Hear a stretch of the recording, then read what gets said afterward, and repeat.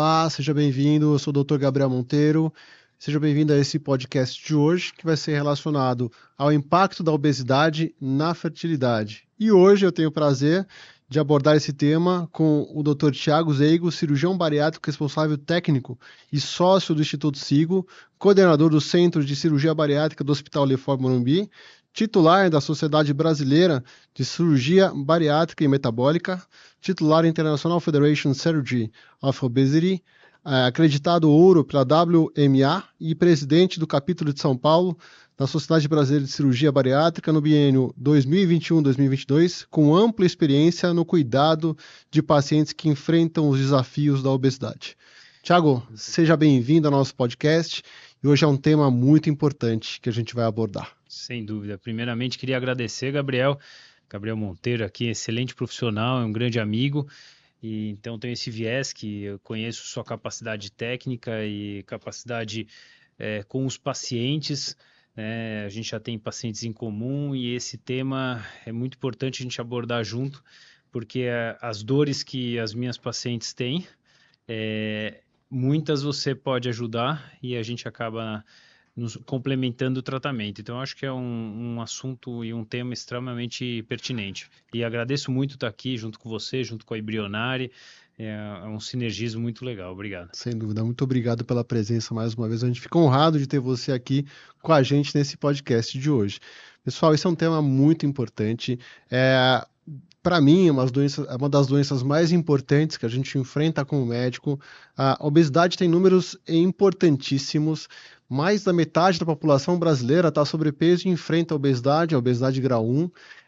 E também, se em 20 anos a gente não conseguir melhorar essas marcas, a gente vai ter mais de 75% da nossa população enfrentando essa doença que, a longo prazo, pode vir com várias outras complicações, como hipertensão, como diabetes, ou seja, é uma doença muito importante e a gente precisa enfrentar.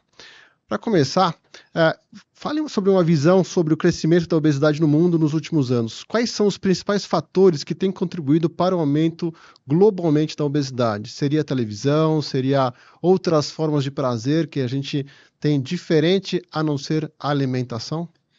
Gabriel, primeiramente eu acho muito importante as pessoas terem essa visão da obesidade como doença. Porque automaticamente quando a gente encara a obesidade como doença, o certo é falar que o paciente é portador de obesidade, porque ele é portador de uma obesidade, de uma doença, a gente tira o estigma, a gente tira aquele problema todo que o paciente carregou a vida inteira, como uma visão de uma pessoa preguiçosa, sedentária, e não, ela realmente é uma pessoa portadora de uma doença extremamente complexa, e como você falou, a obesidade ela traz muitos problemas associados, assim como você falou, a obesidade está diretamente relacionada com a pressão alta, com a diabetes, e como foi lançado recentemente um trabalho publicado, que a obesidade está diretamente relacionada com 13 tipos de câncer, na mulher principalmente endométrio, se não me engano, e mama. Então, muitos pacientes que têm câncer de mama têm que também tratar a obesidade, porque não adianta, ela é hormônio dependente, essa doença, né? E a obesidade produz hormônio feminino, como você sabe melhor do que eu. Então, como você falou, a obesidade está crescendo de uma progressão geométrica, é muito assustador e o Brasil, infelizmente, imita muita coisa dos americanos e, nesse caso, imitar o perfil alimentar é muito ruim, o sedentarismo, as pessoas vivendo em grandes cidades, como você falou, mas o sedentarismo é muito importante, mas o perfil alimentar também é muito importante. Mas é uma doença do qual a gente não sabe todos os fatores. Então, filhos de mães diabéticas aumentam o risco de obesidade, o sedentarismo, comidas ultraprocessadas. Então, é um problema de saúde pública que tem que ser tratado e realmente, como você falou, em pouco tempo, metade da população brasileira ela vai ser obesa, né? E hoje o Brasil já é o segundo país que mais opera no mundo, perdendo só para os Estados Unidos.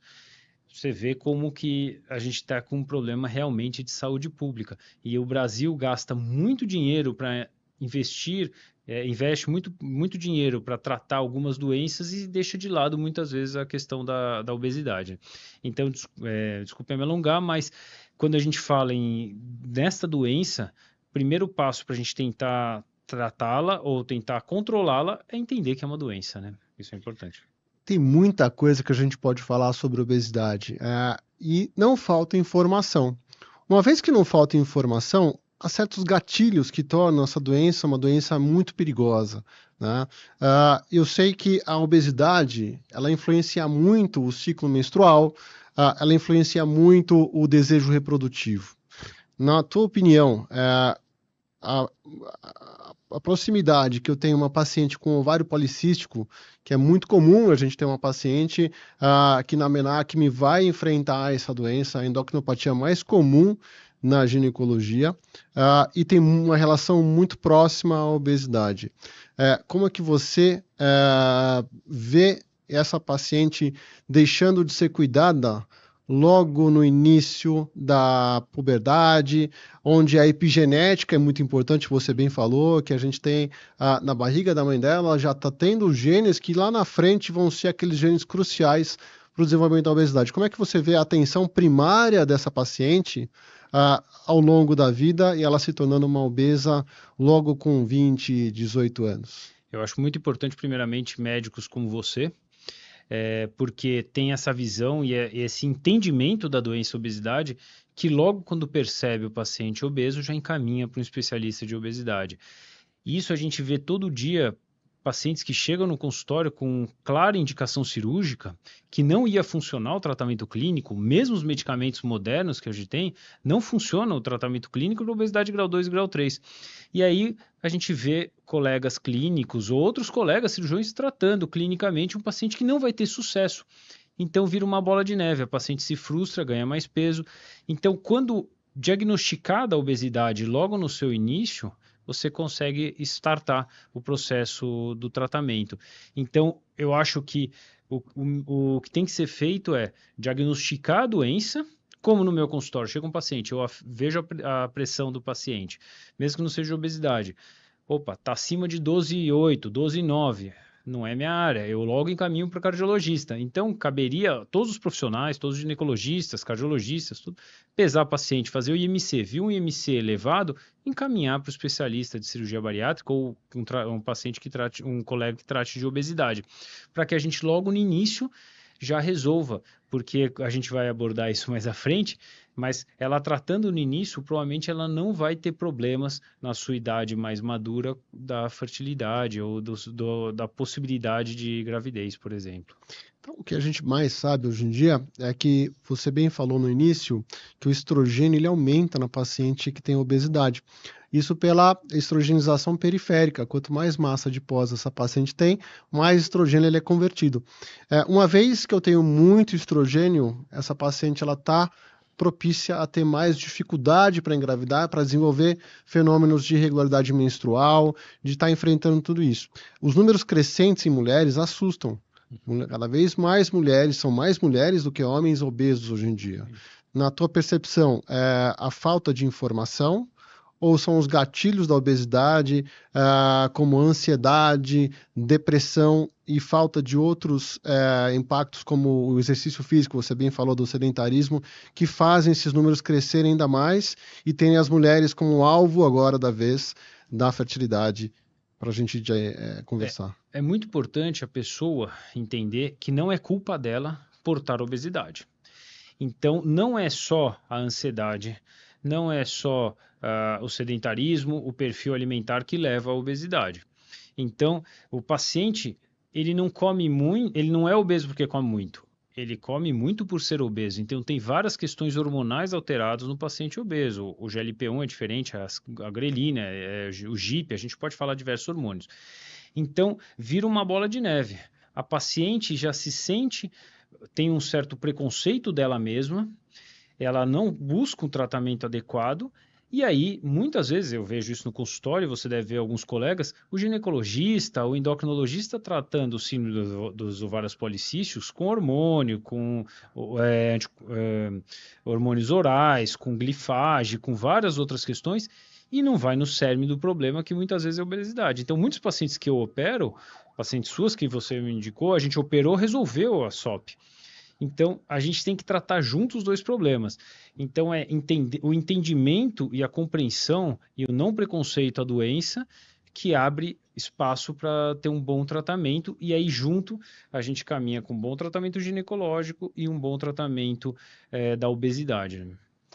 E pela sua prática clínica, as pacientes que você recebe no seu consultório, sejam por indicação minha ou por outros médicos indicando, você é difícil quando o ginecologista está te mandando, é porque tem uma parcela de problema de infertilidade ou de fertilidade que você precisa resolver também para ela poder engravidar. Mas você vê muito essa parte da fertilidade em paciente obesa na sua prática clínica? A gente percebe muitas vezes de uma forma não direta.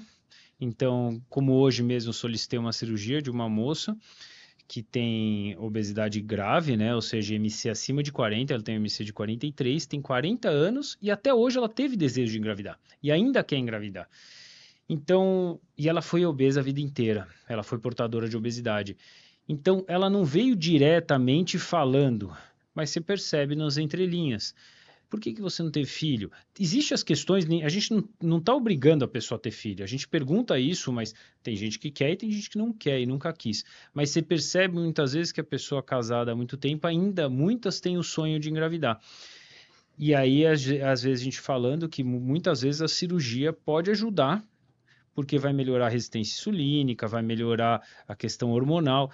Então, a gente percebe nessa questão, na conversa, na anamnese, nas primeiras consultas da paciente, que a questão da obesidade foi algo impactante para a sua criação de família. E muitas vezes é uma questão não tão médica, né? Muitas vezes o obeso tem uma questão de recolhimento, tem uma vergonha, infelizmente, né? Como você falou, tem uma ansiedade. Então, ele não trabalha muito bem esse tema e acaba ficando recluso. Então, a questão é tão complexa, como você falou, da ansiedade, da depressão, do sedentarismo. Eu brinco muitas vezes, se o paciente é sedentário porque ele é obeso ou ele é obeso porque não é sedentário, porque é sedentário? Normalmente ele é sedentário porque é obeso, porque ele tem dificuldade de ir para academia, ele tem dificuldade de fazer exercício, então vira um Tostines vende mais porque é fresquinho, o fresquinho porque vende mais. E às vezes tem que tomar cuidado com certos exercícios que ele não pode sair fazendo. Uma corrida, por exemplo, ele tem um ligamento do joelho que ele pode se machucar. E aí também eu falo para as minhas pacientes que não existe nutricionista sem psicólogo, né? Exato. E aí, quando eu trago isso, eu trago a importância da embrionária estar muito próxima a SIGO, no quesito da multidisciplinaridade. A gente está enfrentando esse problema juntos. Hoje eu posso falar para você que a gente vive duas pandemias importantíssimas. A primeira é a obesidade. E ela está muito próxima à infertilidade. Hoje, 1 em cada 6 casais estão enfrentando o drama da infertilidade. E a obesidade tem muito mais gente enfrentando esse drama.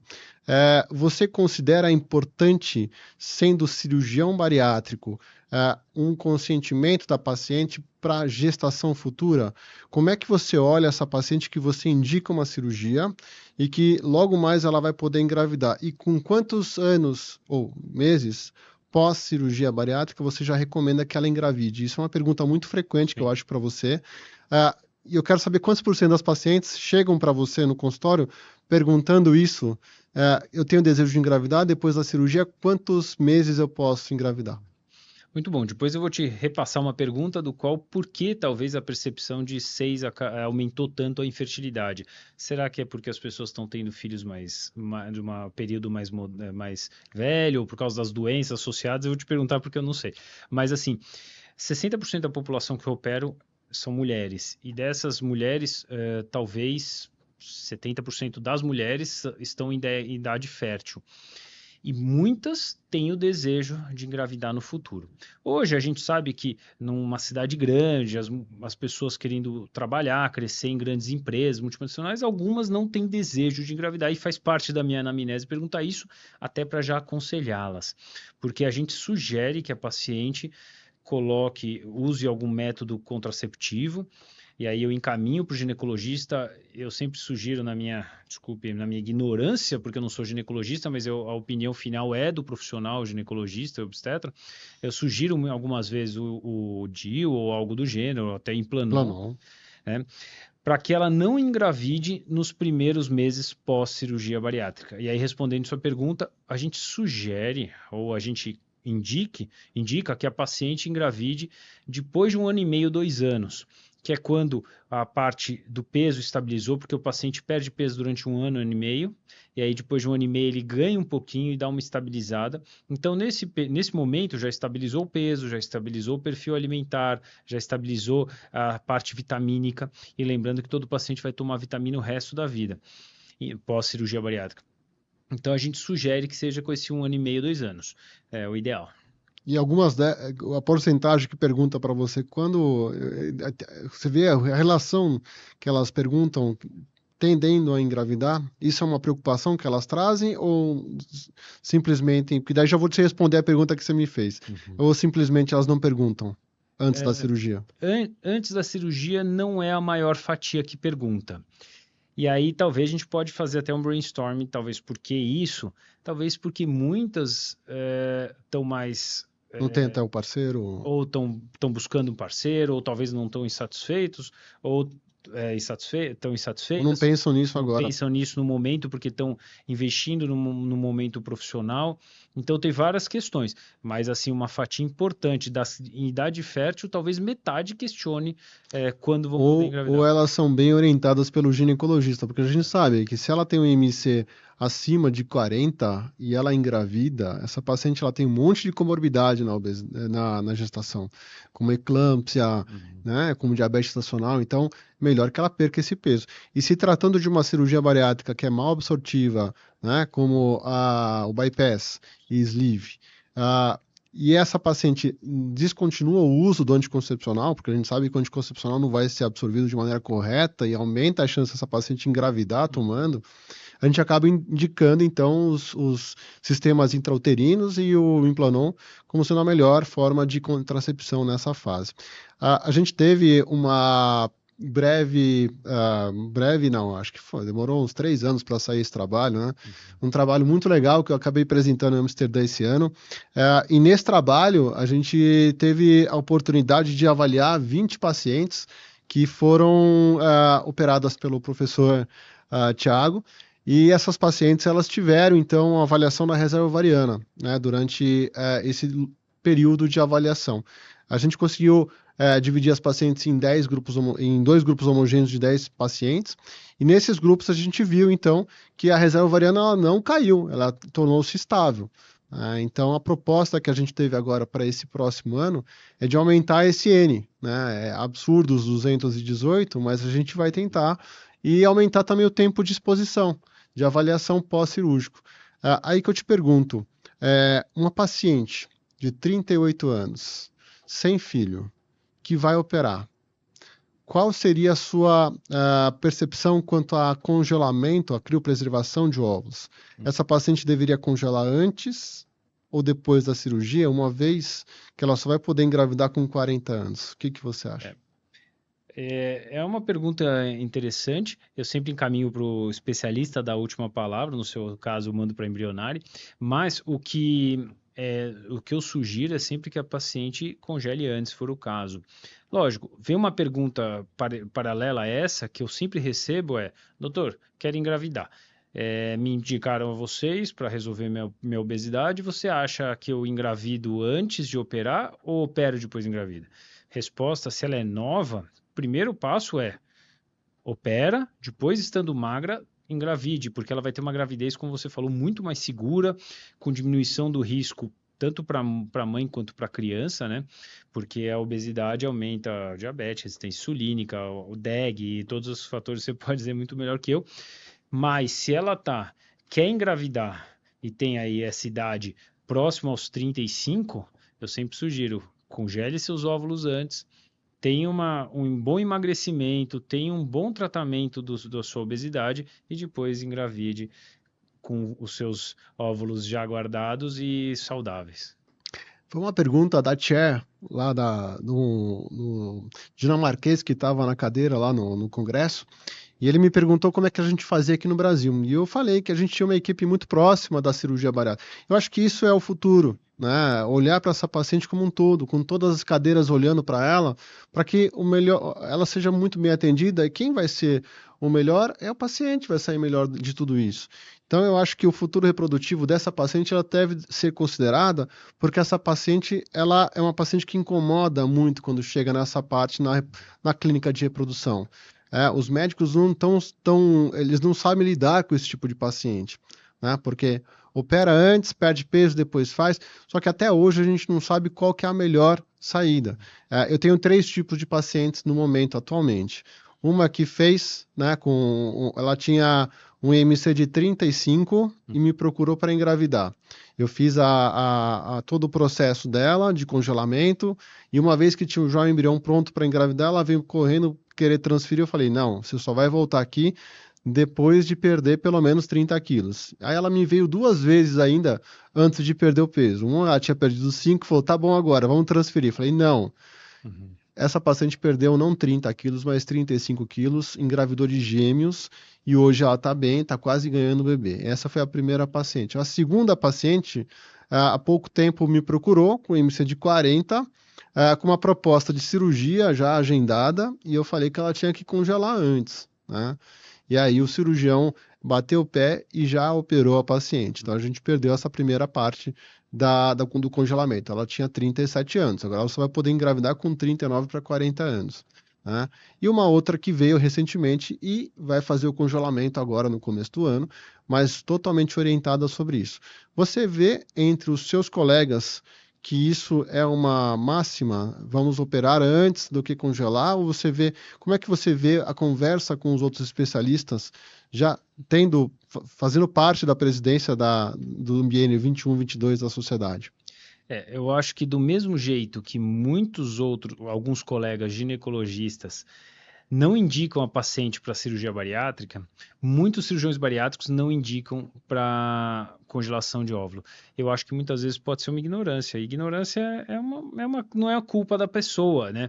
Então, eu acho que da mesma forma que nós da sociedade estamos batalhando para disseminar a informação sobre a doença obesidade, vocês da Embrionária e todas as outras pessoas que trabalham com isso deveriam divulgar para nós cirurgiões, por exemplo, ou os outros profissionais, a necessidade do congelamento antes, porque eu tenho esses conhecimentos que a gente está conversando aqui por sua causa, pela nossa proximidade, você já me ensinou muitas coisas, então eu tenho essas informações e acabo pedindo para o paciente procurar antes.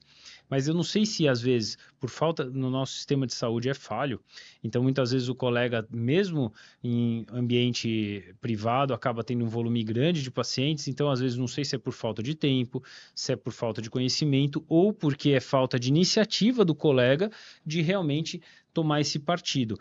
E muitas vezes ele não sabe que a paciente, para colher óvulos, ele vai ter que usar um grande volume de hormônios, que isso pode aumentar o peso dela. Então você operar a paciente, ela vai emagrecer para depois ter que fazer a coleta de óvulos, de repente ela vai ganhar peso, né? Então, realmente é muito melhor fazer isso antes. Então, desses 3 casos que você falou, você vê, são casos bem simbólicos que todos deveriam ter colhido antes, né? Emagrecido e feito a fecundação ou a implantação do embrião.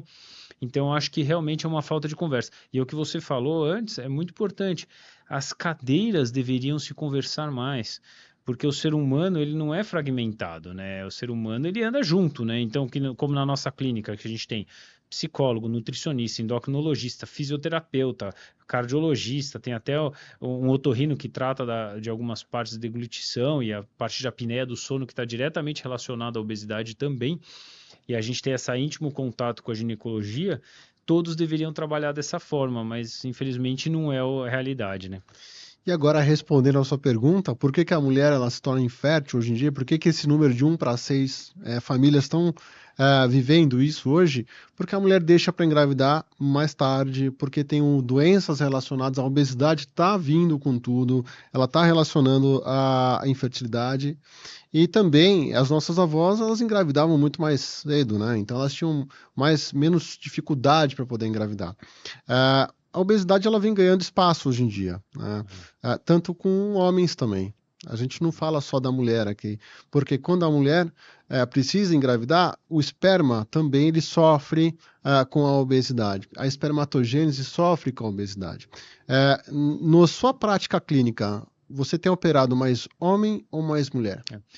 A gente opera mais mulher, o mundo opera mais mulher, Por que isso?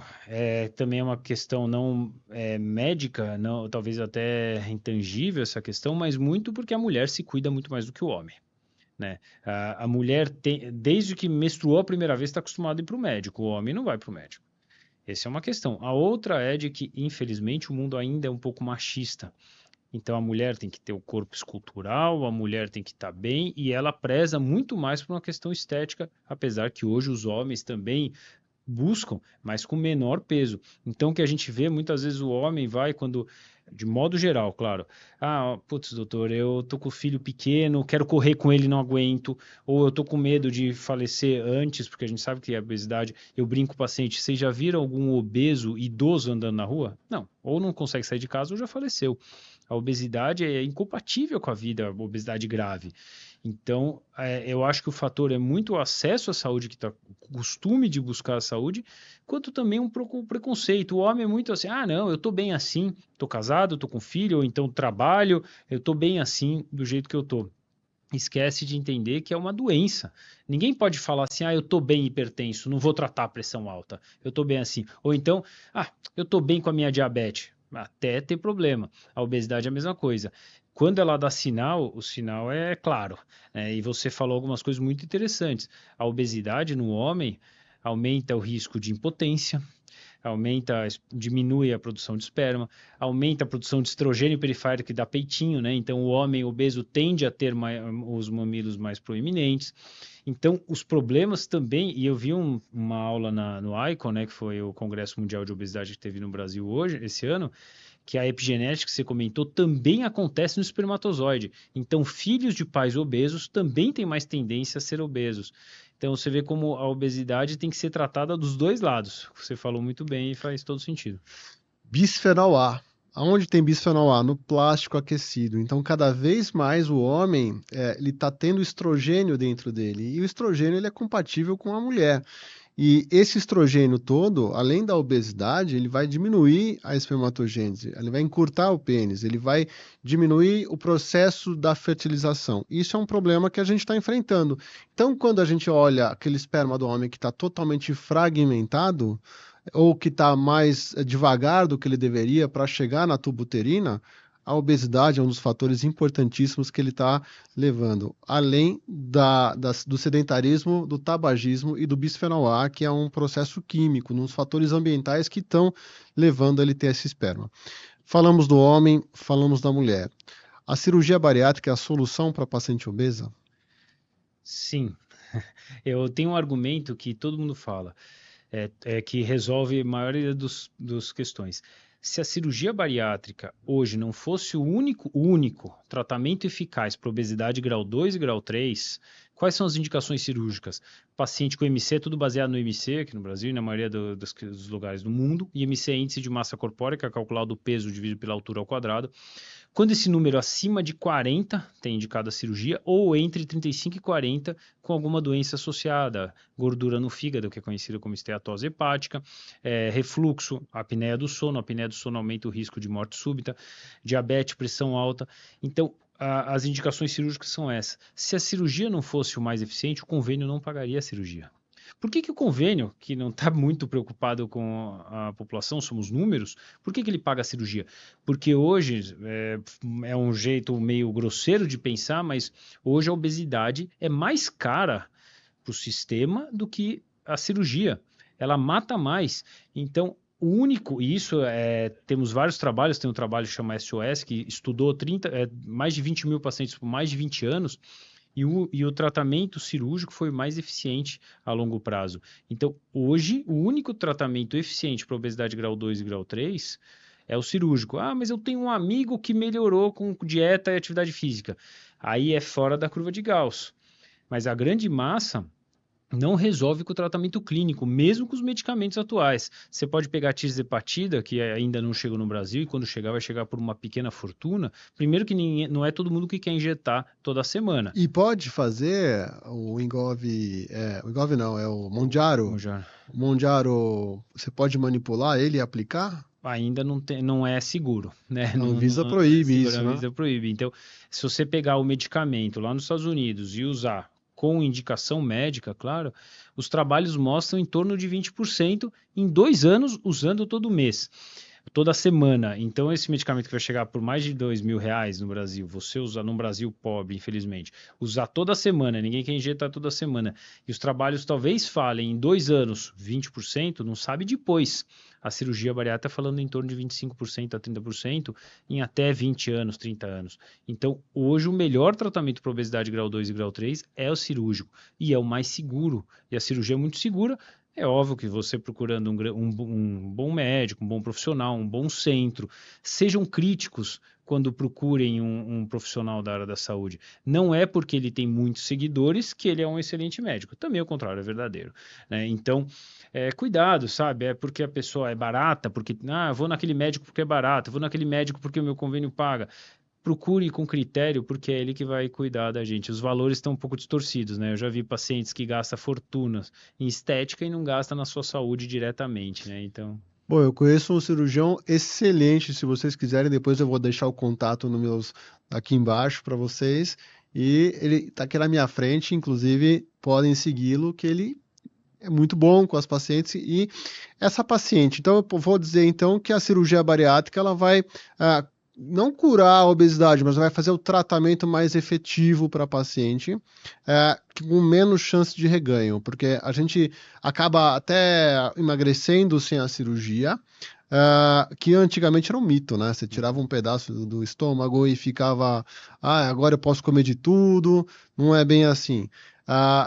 E aí emagrecia sem a cirurgia e a taxa de reganho, mesmo depois de você tomar o Ozempic, é enorme. O efeito rebote pós-Ozempic é enorme, né? A obesidade é uma doença crônica. Não. Cortei? Não. A obesidade é uma doença crônica, então tem que ser tratada para sempre. Mesmo na cirurgia pode ter recidiva da obesidade. E aí o paciente tem que tratar a vida inteira. Assim como trata a pressão alta, ninguém acha estranho um velhinho ir na sua cardiologista a vida inteira. E não deveria achar estranho quem tem obesidade tratar a vida inteira, seja com cirurgia, seja com medicamento. Mas o medicamento é indicado para sobrepeso e obesidade grau 1, né?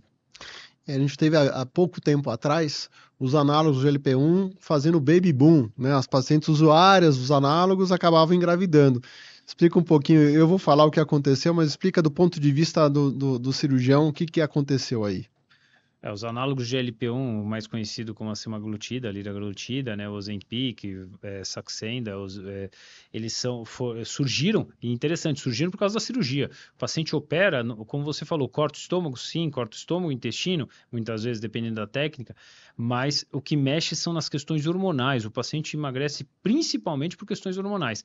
Então, a cirurgia dá um boom de GLP-1 no corpo, né, que é um hormônio produzido pelos intestinos, uma incretina produzida pela região distal do intestino delgado, que dá saciedade, controla a liberação de insulina, mexe até na região central do cérebro, no apetite, então muda o paladar do paciente, o usuário de Ozempic e também o que opera, muda até a sua percepção de paladar e de gosto, né? de desejo alimentar, e aí controlando a insulina, perdendo peso, o paciente acaba tendo a gravidez, como que você vai falar melhor. Mas também teve um questionamento, então eu vou usar esse medicamento e vou operar. Mas como eu falei, o Ozempic, os trabalhos mostram 8% do peso, que não tiram o obeso grau 2 e grau 3 do quadro de obesidade.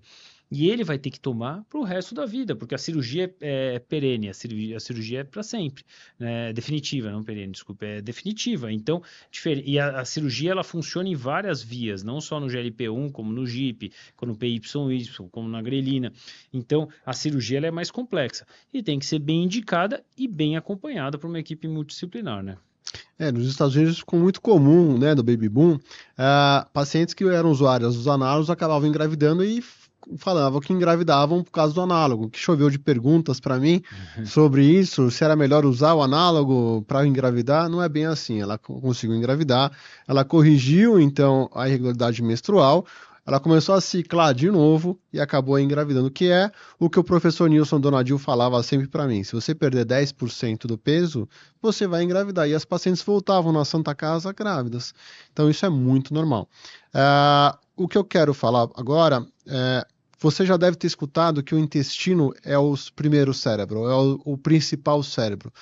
É verdade que o intestino regula algumas ações do cérebro?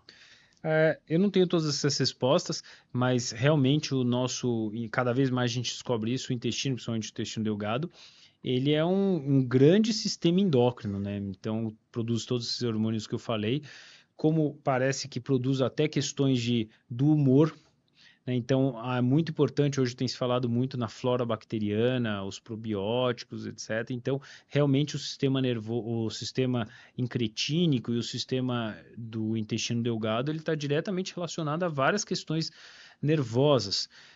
Tem pacientes que têm convulsões, e aí você vai ver porque tem que mudar uma dieta, alergias alimentares. Então, hoje, o nosso corpo é uma coisa só, né? É muito complexo. E realmente o nosso sistema digestivo ou digestório, ele impacta diretamente o nosso sistema nervoso central. Então, isso é muito importante a gente estudar os dois juntos, né? Tem até umas alunas minhas na faculdade que estão estudando a endometriose como seja um problema intestinal, a gênese da endometriose intestinal, e eu corrigi elas essa semana. Na verdade, a gente não tem uma microbiota, né? A gente tem um microbioma intestinal que vai, então, ser a origem da doença. Acho que é a teoria que elas estão estudando lá. Vamos ver, tem uma teoria do HC que está saindo sobre isso também. Na sua concepção, como levar essa percepção para o médico do SUS, para o médico que tem menos do convênio, da relação da obesidade com a fertilidade, com o preparo da fertilidade, sendo uma paciente obesa que acaba não tendo uma adequada atenção da equipe multidisciplinar. Eu acho que o clínico geral, aquele que é o primeiro muitas vezes o paciente procura, tanto na rede pública, que é aquele médico generalista, quanto muitas vezes o clínico geral ou do posto de saúde ou dos convênios, ele deveria ter um conhecimento geral. Então, cabe muito, assim, profissionais como você, que são professores da faculdade e alguns alunos da faculdade, que eles são jovens médicos e já estão mudando a sua concepção na faculdade. Então, eles já vão formar com outra concepção, porque é meio piegas falar, mas a medicina é uma ciência de verdades transitórias. Então, o que era falado antigamente, hoje mudou. Então, essa concepção da obesidade ligada com a infertilidade talvez seja uma coisa mais moderna. Então, cabe a nós, das sociedades, tanto da Sociedade de Ginecologia quanto da Sociedade da Cirurgia Bariátrica, trabalhar em sinergismo para passar isso para os colegas. E cabe também ao colega ter a humildade e o tempo, às vezes, designado, que isso leva segundos. Se você não sabe, encaminha, né? Eu estou também junto na Santa Casa, mas a Santa Casa na onde a gente trabalha é junto à obesidade com câncer. E a gente pega pacientes com câncer avançado, porque lá no posto de saúde ela estava com dor de estômago e deram um omeprazol e mandaram embora e não pediram uma endoscopia. Se não sabe, encaminha. Tá com dor de estômago? Manda para o gastro. Ou pede um exame. Então, muitas vezes, você vê como a medicina é complexa e às vezes a gente acaba sendo vítima de colegas que falta conhecimento, talvez. Ou culpa nossa de passar esse conhecimento de uma forma correta. Mas eu acho que é muito importante essa conversa e linkar obesidade, fertilidade, saúde da mulher e a obesidade. E a gente encaminha para vocês encaminhando para a gente, e o clínico geral ter esse conhecimento também, e os outros especialistas também, né? Sim. Quero mandar um abraço para o professor Elias, que deve estar assistindo a gente também, lá da Santa Casa, e lembrar também que é muito importante, ele até me falou isso na banca, quando eu apresentei o meu mestrado, ele foi na minha banca do mestrado, ele falou da importância da cirurgia bariátrica na recidiva dos tumores, né? Então, quando a paciente passava por uma quimioterapia, fazia, principalmente no tumor de mama, e era obesa, ela ia para a cirurgia bariátrica para evitar que ela tivesse a recidiva desse tumor. Então, é fenomenal e tá tudo correlacionado. É porque a obesidade é uma doença inflamatória, né? A pessoa está inflamada. E você vê que essa luz amarela acendeu muito na pandemia, porque a maioria das pessoas ou pacientes que tiveram complicação do Covid eram obesos, porque eram pacientes que estavam inflamados por causa da obesidade, e aí o Covid, que era uma doença infecciosa inflamatória, piorava muito o quadro. E obviamente que a questão ventilatória, respiratória, tudo. Então, olha como é complexa essa doença, tanto que no início da pandemia a gente não estava conseguindo operar. E aí a nossa sociedade fez uma uma briga política, vamos dizer assim, para mostrar essa relação. E aí começou a se entender que a cirurgia bariátrica é uma cirurgia indicada para tratar a saúde, né? Para cuidar da saúde. E vem junto essa questão que você falou, porque o paciente tem produção de estrogênio, aí você usa um quimioterápico, você tem uma doença, que é o câncer de mama, que é estrogênio dependente. Aí você tem a gordura periférica produzindo estrogênio. Então, muitas vezes o paciente está lá nadando, né? Está remando e não está saindo do lugar. Então, ele tem que, junto com o tratamento do câncer de mama, também emagrecer, né? Haja visto que também a cirurgia bariátrica, os pacientes que fizeram, que tinham piores resultados no COVID, eram pacientes muito obesos, pacientes que eram entubados, que tinham uma reação à citocina mais importante, eram os obesos. Então, eu acho que esse tratamento, ele é um tratamento para saúde global, vamos dizer assim. E agora chegou uma hora da gente falar um pouquinho de sustentabilidade, né? De ter a gente está no 4º ano seguido de decréscimo da fertilidade no Brasil. Então, a gente não está completando a taxa que a OMS preconiza para manter a humanidade, que é de 2,6. A gente está bem abaixo, está 1,4, se não me engano. E já estamos no 4º ano seguido. E muito tem paciente obesa a ver. Na minha faculdade, onde a gente acaba atendendo no SUS, é muito comum a paciente vir com IMC pelo menos de 30 para 35, ou seja, uma obesidade grau 1, grau 2. Eu posso falar com toda a certeza que 1 a cada 4 pacientes ela está abaixo do peso. Eu tenho 3 pacientes acima do peso. Como eu consigo, então, fazer com que isso se torne uma máxima? Como eu consigo unir as especialidades em um ambulatório, principalmente de faculdade? Você acha que isso é fácil? Você acha que isso é o futuro? Ou você acha que a gente vai penar um tempo ainda para conseguir isso? Eu acho que é muito complexo, mas não impossível.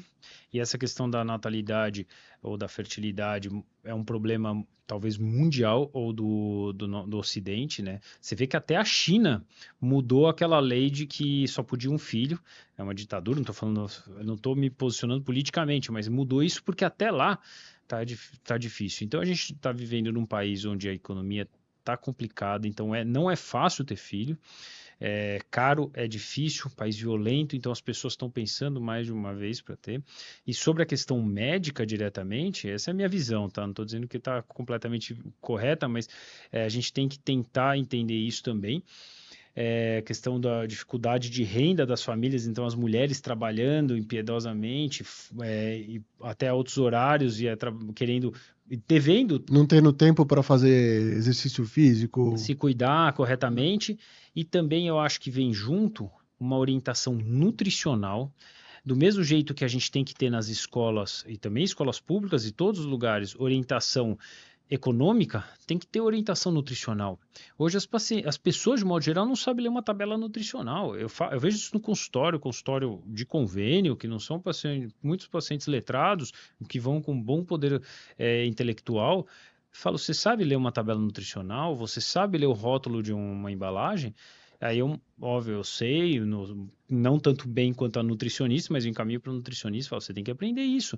Então, muitas vezes eles estão ficando obesos porque também hoje, antigamente a obesidade é uma doença de rico. Hoje a obesidade é uma doença de pessoas mais simples, de países pobres.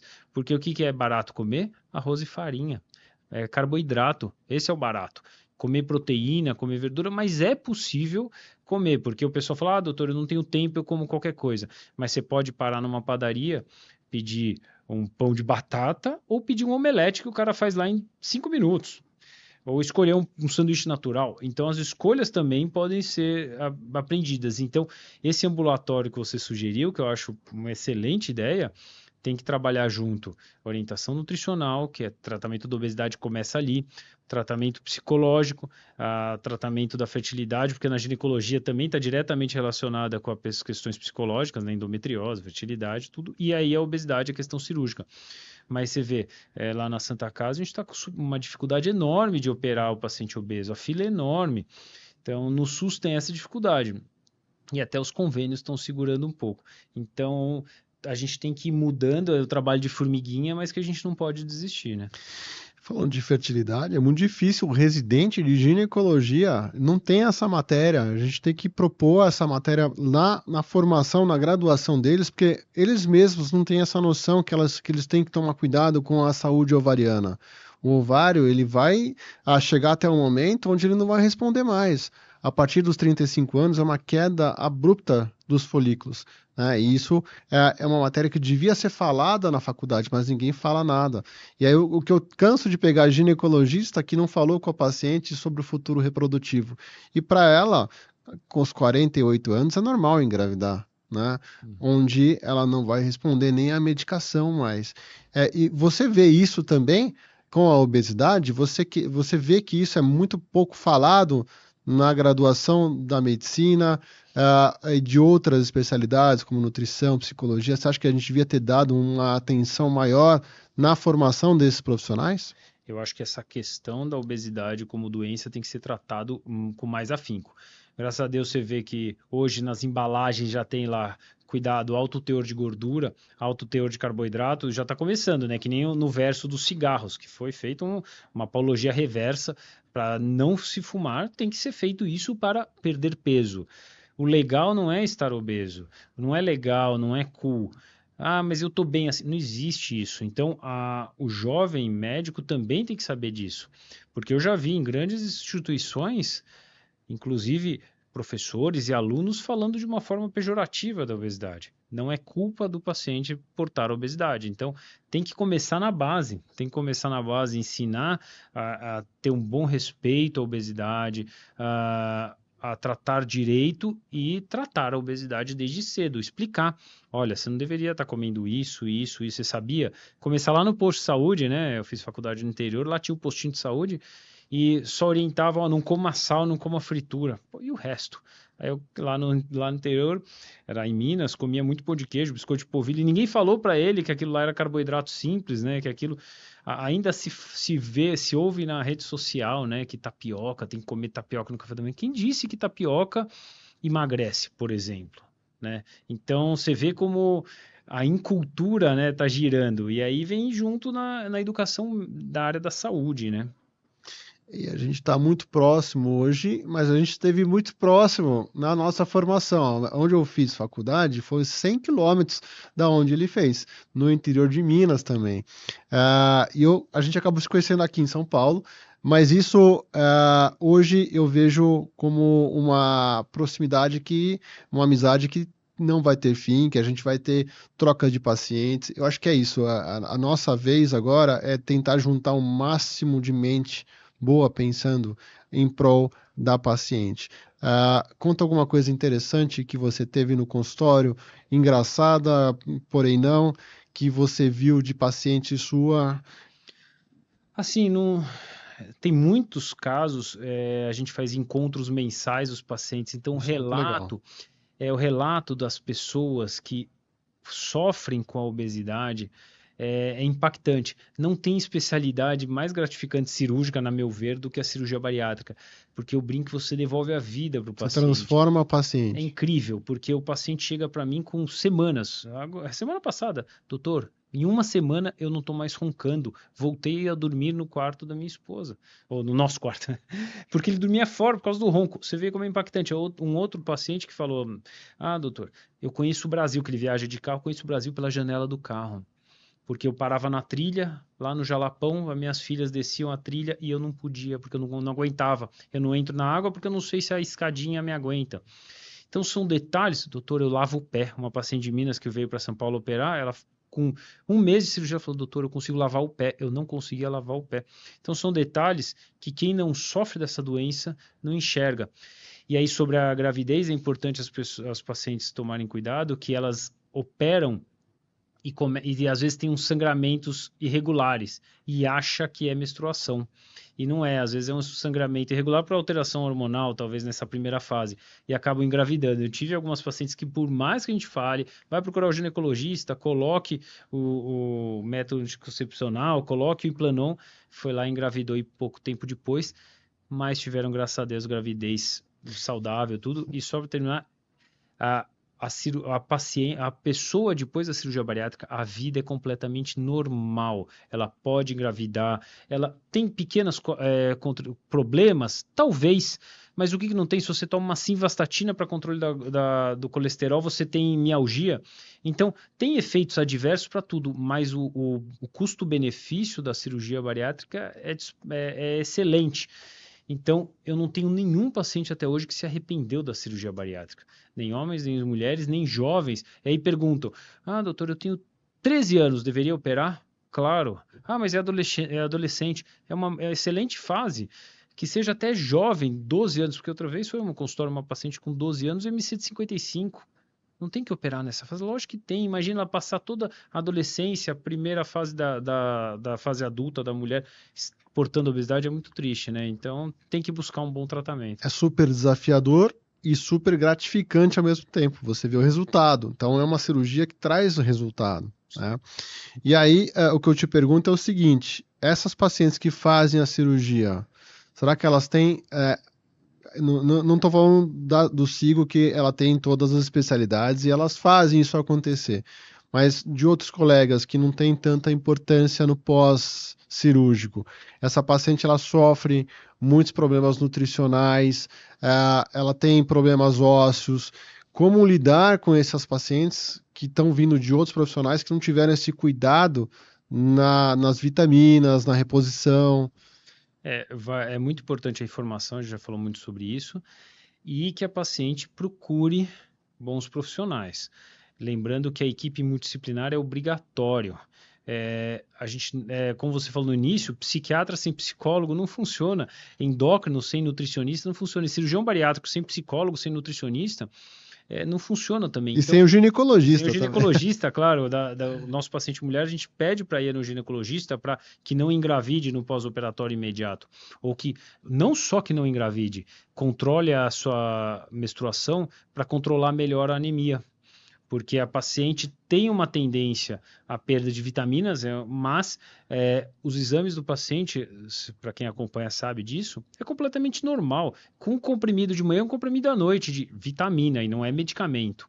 Então, vitamina não é remédio, mas o paciente tem que fazer segmento. Seja gastrevertical, seja bypass gastrevertical conhecido como sleeve, tem que suplementar o resto da vida. Mas eu tomo vitamina, acredito que você tome, então isso não é um problema. Então, o importante é o paciente aderir ao tratamento, ele ter conhecimento disso e acompanhar com o ginecologista, com o obstetra quando necessário e equipe multidisciplinar. Muito bom.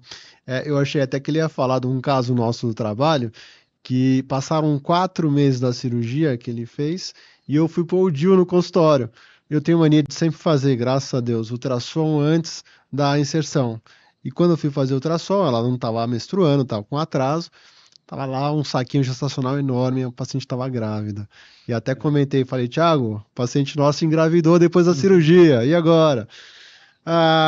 Muito legal conversar com você. Só um caso ilustrativo muito mais para vocês, da ginecologia. Eu tenho uma paciente que é psicóloga, que virou profissional da nossa clínica, hoje ela voltou para o interior, ela é do interior, perto de Ribeirão Preto, e ela é paciente de um amigo meu lá de Ribeirão, e ela era portadora de obesidade, mas não era uma obesidade cirúrgica ainda. Ela tinha um IMC de 34, 33 e ela tentou todos os tratamentos de fertilidade que você pode imaginar. Pelo menos é o que ela me relatou. E o ginecologista dela falou, opera. Doutor, mas o convênio não paga. Junta o dinheirinho e paga. Ela juntou dinheiro, fez a cirurgia e engravidou por conta própria. Você vê como realmente a questão é importante, né? Vale a pena. E aí ficou a dica do doutor, que a cirurgia ela vai não curar, mas devolver a qualidade de vida para essa paciente que está há muito tempo precisando disso, né? Evitando doenças futuras e principalmente uma paciente que tem potencial enorme de engravidar no futuro. Thiago, muito obrigado pela aula, pela conversa boa. A gente ficaria aqui o dia inteiro conversando, se deixasse, mas tem muitas ainda coisas para falar, e eu acho que vai ter uma repeteco aí em breve dessa conversa.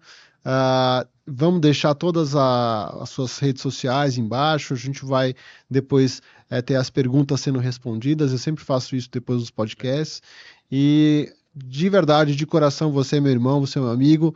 Te agradeço por estar aqui hoje e dê suas considerações finais, por favor. Primeiramente, parabenizá-lo por essa iniciativa.